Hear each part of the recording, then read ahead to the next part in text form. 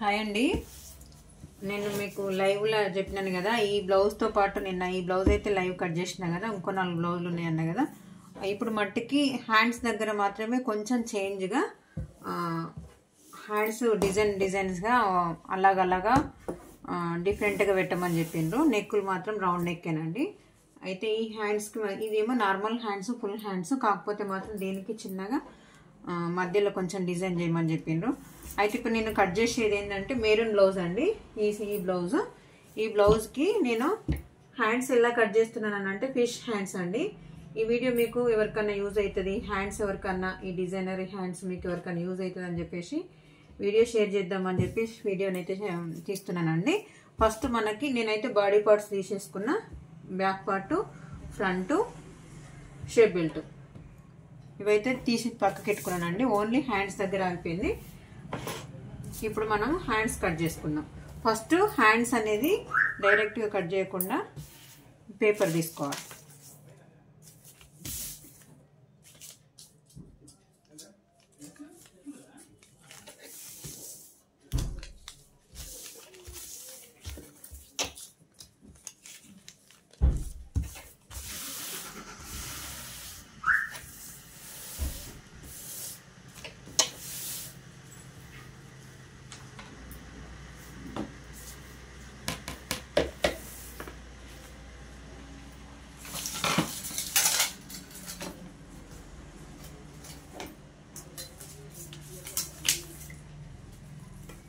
చూడండి, నేను half inch కోసం మాత్రం ఖర్చుకైతే వదిలిపెట్టుకున్నా. ఈ ఖర్చు కోసము హాఫ్ ఇంచ్ అయితే కట్ చేసి పక్కెట్టుకున్నా.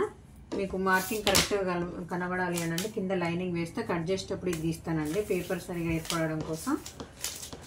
ఇది టేబుల్ వైట్ అయిపోయి పేపర్ కూడా వైట్ వేసేసరికి మీకు అర్థమవుతలేదు. చూద్దాం మీకు ఇట్లా చూడండి. పేపర్ అయితే ఇప్పుడు నేను డబుల్ ఫోల్డింగ్ మీద వేసుకున్నానండి. చూడండి, తన హ్యాండ్స్ వచ్చేసి 5 ఇంచెస్ ఏనండి లెంత్. అంటే ఆమె మెజర్మెంట్ బ్లౌజ్ ఫుల్ హ్యాండ్స్ ఇచ్చింది, కాకపోతే ఫిష్ హ్యాండ్స్కి మాత్రం హాఫ్ హ్యాండ్సే బాగుంటుంది. హాఫ్ హ్యాండ్స్కే కుట్టుకుంటే లుక్ బాగా అనిపిస్తుంది అండి. హాఫ్ హ్యాండ్స్ 5 ఇంచెస్ అట్లా పెట్టమంది. 5 ఇంచెస్ దగ్గర మార్కింగ్ చేసుకొని అలానే ఖర్చు కోసం ఒక హాఫ్ ఇంచ్ దగ్గర మార్కింగ్ చేసేసుకోండి. ఇలా ఒక స్ట్రైట్ లైన్ వేసుకోండి. ఇక్కడ ఒక 3 ఇంచుల వరకు గ్యాప్ వదిలిపెట్టుకోండి. 3 ఇంచులు అండి. 3 ఇంచుల దగ్గర ఇక్కడ క్లాత్ అనేది ఎక్స్ట్రా ఉండాలి మనకి. ఈ 3 ఇంచుల దగ్గర మనం ఇక్కడ నుంచి అసలు హ్యాండ్స్ ఇక్కడ నుంచి అన్నట్టు, ఇది వేస్ట్ క్లాత్, ఇదంతా పక్కకెట్టండి. ఇది క్లాత్ లేదనుకోండి, ఇక్కడ నుంచి అసలు హ్యాండ్స్ చూడండి. ఇక్కడ నుంచి మీకు మళ్ళీ ఒకసారి చెక్ చేసి చూపిస్తా. కింద ఖర్చుకు వదిలిపెట్టుకున్న, పైన ఖర్చుతో పాటు 5.5 అంటే ఖర్చు కాకుండా 5 ఇంచెస్ వరకు అయితే వస్తుంది. ఈమె బ్లౌజ్ వచ్చేసి ఆమ్ రౌండ్ 6.5 ఉంది. 6.5 అంటే మనం 1 ఇంచ్ తగ్గించుకోమని చెప్పినా కదా, 5.5 వస్తుంది. 5.5 దగ్గర నుంచి దీన్ని 5.5ని హాఫ్ చేస్తే ఒక 3 ఇంచులు అట్లా వస్తుంది. ఇలా మార్కింగ్ చేసుకోండి. మార్కింగ్ చేసుకున్న తర్వాత దీన్ని ఆ మార్కింగ్కి ఈ మార్కింగ్కి ఒక లైన్ గీసుకోండి. ఇలా ఒక 1 ఇంచ్ గ్యాప్తోని ఇలా ఒక లైన్ గీసేసుకోండి. గీసుకున్న తర్వాత దీన్ని రౌండింగ్ అనేది మామూలు నార్మల్ హ్యాండ్స్ మీరు ఎలా అయితే కట్ చేసుకుంటారో అక్కడి నుంచి ఒక 3 ఇంచుల వరకు క్లాత్ అనేది పేపర్ అనేది ఎక్స్ట్రా ఉంచేసుకొని మిగతా పార్ట్ హ్యాండ్స్ కట్ చేసుకోండి. చూడండి, ఇప్పుడు నేను యాస్టీజ్గా మార్కింగ్ చేసిన నార్మల్ హ్యాండ్సే, కాకపోతే ఎక్స్ట్రా ఇటు మాత్రం 3 ఇంచెస్ మాత్రం. నేను ఎక్స్ట్రా కూడా పెంచుకోలేదండి. యాస్టీజ్గా ఎంత ఉందో అంతే 3 ఇంచెస్ వరకు అయితే లెంత్ అంతే ఉంచేసుకోండి. ఎక్స్ట్రా మాత్రం క్లాత్ అయితే ఎక్స్ట్రా ఉండేటట్టు సేమ్ యాస్టీజ్గా అలానే కట్ చేసుకోండి. నార్మల్ హ్యాండ్స్ ఎలానైతే కట్ చేస్తారో అలానే కట్ చేయండి. ఇక్కడ కచ్చిక మనం మార్కింగ్ చేసినాం కదా, ఇక్కడ ఒక కచ్చిక సేమ్ మళ్ళీ మనం ఇప్పుడు ఇందాకనైతే ఎక్కడి నుంచి అయితే 3 ఇంచెస్ వరకు కచ్చిక పెట్టుకున్నామో అక్కడ ఒక కచ్చిక పెట్టేసుకోండి. ఇక్కడ కూడా అండి ఒక కచ్చిక పెట్టేసుకుంటే మనం క్లాత్ ఎంత ఎక్స్ట్రా ఉంచుకున్నామో అనేది తెలియడం కోసం. ఓకే అండి. ఇప్పుడు ఇలా హ్యాండ్ అయితే ఒకటే హ్యాండ్ తీసుకున్నాను, నేను డబుల్ ఫోల్డింగ్ మీద తీసుకున్నానండి. చూడండి ఇప్పుడు ఇదే దీన్ని ఏం చేస్తామనంటే మనకి ఫిష్ ఎట్లుంటుంది చూడండి ఒకసారి, ఈ విధంగా దీంట్లో కలిపేసాలి. ఇక్కడ కటింగ్ చేయొద్దు, యాస్టీజ్గా నేను ఇప్పుడు ఏ రకంగా అయితే కట్ చేసుకున్నానో అదే విధంగా చూడండి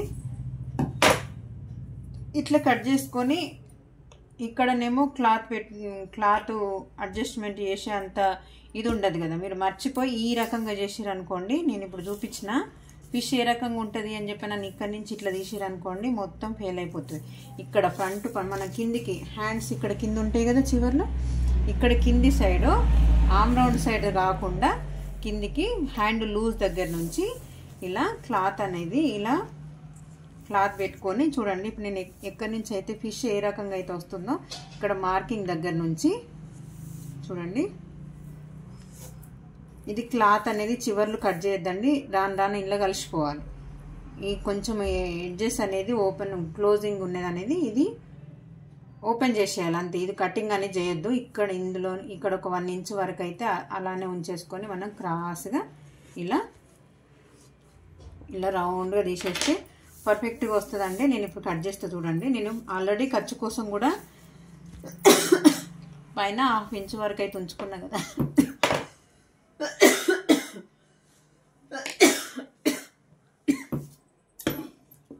చూడండి ఇక్కడ ఖర్చుకి ఎక్కడ వరకు అయితే ఉందో అక్కడి నుంచి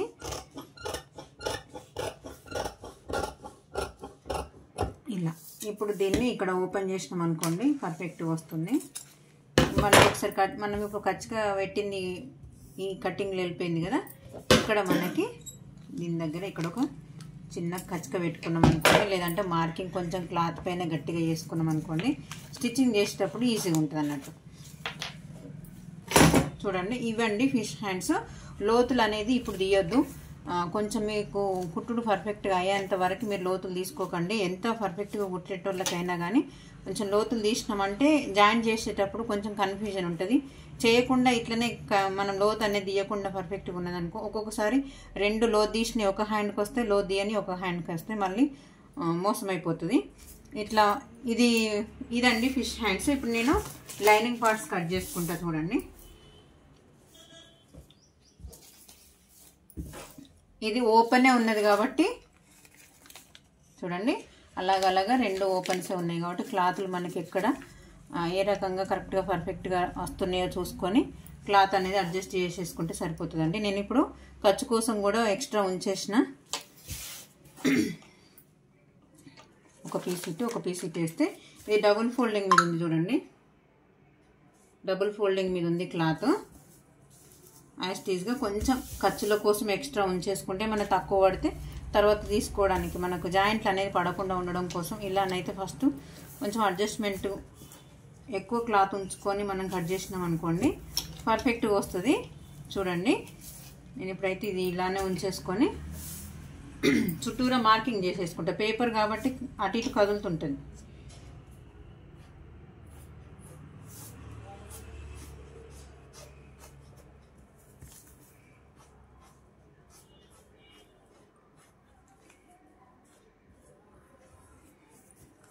ఈ హ్యాండ్స్ని ఫిష్ హ్యాండ్స్ అంటారా లేదా మీకు ఎంతమందికి మీరు మరి దీన్ని ఏమంటారు? మా సైడ్ అయితే మేమైతే మట్టుకు ఇక్కడ ఫిష్ హ్యాండ్స్ అనే అంటామండి. మరి మీ సైడ్ ఏమంటారో నాకు కామెంట్ బాక్స్లో కామెంట్ చేయండి. నేను చెప్పే విధానం మీకు నచ్చిందా నచ్చలేదా, నేను చెప్పే మెజర్మెంట్స్ కటింగ్ కానీ స్టిచ్చింగ్ కానీ పర్ఫెక్ట్గా వస్తున్నాయా లేదా, నేను కరెక్ట్గా చెప్తున్నానా లేదా, అంటే నేను స్టిచ్చింగ్ చేసే విధానాన్ని బట్టి నాకు తెలిసిన టైలరింగ్ అనుభవంలో నేను నేర్చుకున్న విద్యను మాత్రం మీకు నేర్పిద్దామని వీడియోలో అయితే షేర్ చేస్తున్నానండి. ఇలా చుట్టూరా ఒక మార్కింగ్ చేసేసుకుంటే కటింగ్ చేసేటప్పుడు ఇబ్బంది లేకుండా పేపర్ అటు ఇటు కదలకుండా ఉండడం కోసం అటు ఇటు కదులుతూ ఉంటే క్లాత్ అనేది ఎక్కువ తక్కువ వస్తుంటుంది. చూడండి కరెక్ట్గా మార్కింగ్ చేసేసుకున్న ఇక్కడ ఎక్కడెక్కడైతే కచ్చకలు ఉన్నాయో అక్కడక్కడకు చిన్న మార్కింగ్ చేసుకుంటే మనకు కటింగ్ చేసిన తర్వాత చూడండి ఇలా చేసేస్తే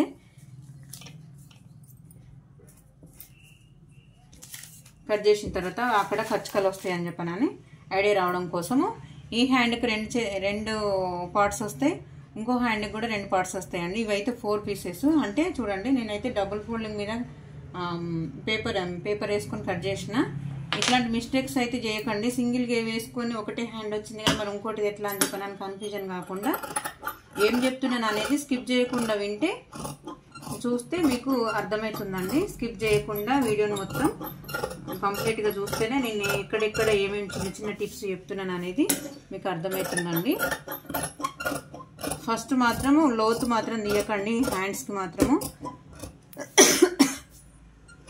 కొంచెం పర్ఫెక్ట్గా అయ్యేంత వరకు తీయకుండా ఉండడమే బెస్ట్. ఎంత పర్ఫెక్ట్గా స్టిచ్చింగ్ చేసే వాళ్ళకైనా కొన్నిసార్లు ఇబ్బంది పడాల్సి వస్తుంది. కొన్ని క్లాతులు ఏమో చిన్నగా ఇస్తాడు, క్లాత్ సరిపోదు.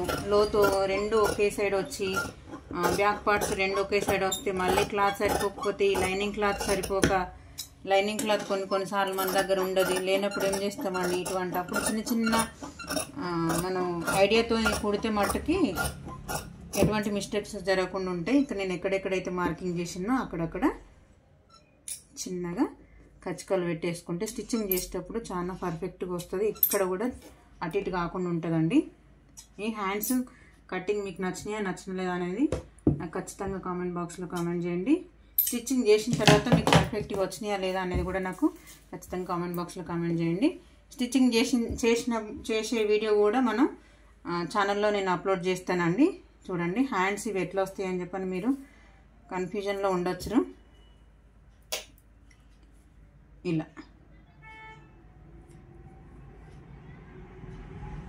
కుట్టిన తర్వాత కరెక్ట్గా మీకు మంచిగా అర్థమవుతుందండి. ఇలా వస్తుంది హ్యాండ్స్. స్టిచ్చింగ్ చేసిన తర్వాత చూపిస్తా. ఓకే అండి. ఫిష్ హ్యాండ్స్ కటింగ్ మీకు నచ్చిందా నచ్చలేదా, మీకు ఏమన్నా నేను చెప్పే దాంట్లో ఏమన్నా మిస్టేక్స్ ఉంటే కూడా నాకు కామెంట్ బాక్స్లో కామెంట్ చేయండి. ఓకే అండి. వీడియో కనుక నచ్చినట్టయితే లైక్, షేర్ అండ్ సబ్స్క్రైబ్ అండి. Thank you.